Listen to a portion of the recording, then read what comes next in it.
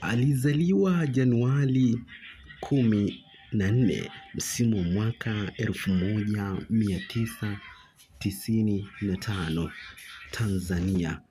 Mwamba huyu nafasi yake uwanjani anacheza kama kiungo.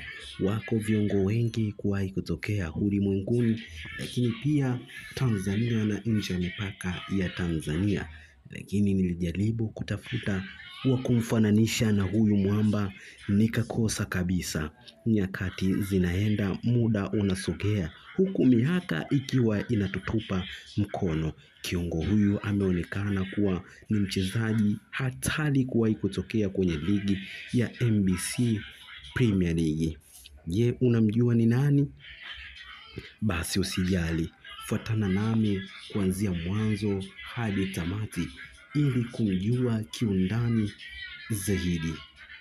Wengi wanatamani kumjua ni nani. Mwamba huyu alishawahi kucheza klabu ya Young Africans, Polisi Tanzania, lakini pia Mbeya City.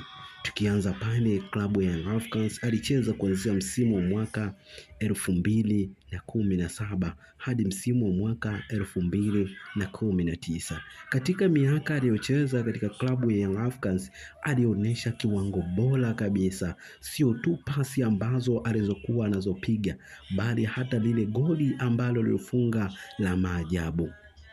Mwamba huyu ni mzuri sana kwenye kutoa pasi, ni mzuri sana kwenye kufunga, lakini pia ni mzuri sana kwenye kufanya maamuzi ya kikatili. Ukitaka kumjua kiundani zaidi, waipate kwa Mkapa au Chamazi.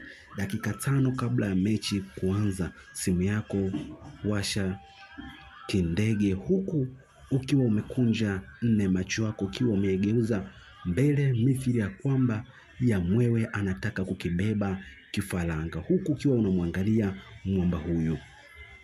Msimu wa mwaka 2019, baada ya kuonesha kiwango bora na cha kuvutia kwenye ligi kuu, vilabu mbalimbali vilitaka kuinasa saini yake na hatimaye akaamua kujiunga na klabu ya Polisi Tanzania. Mpaka pale msimu wa mwaka 2021 hatima yake kusakata kabumbu katika klabu ya Polisi Tanzania ilipofikia tamati. 2022 mwamba huyu akaenda kujiunga na klabu ya Mbeya City yenye makazi yake huko mkoani Mbeya, Kakina Mwaisa Mtumbadi. Kila lenye mwanzo alikosi kuwa na mwisho, na hiyo ni historia fupi tu ya mwamba huyu, na huyu si mwingine ni Pato Ngonyani. Langu jina ni Raza Kimkuluma. Hii ni Simulizi Dhahiri TV. Usisahau ku like, kushare, kucomment na kusubscribe ili uwe wa kwanza kujipatia nyakala mbalimbali za wachezaji, lakini pia na vilabu vinginevyo.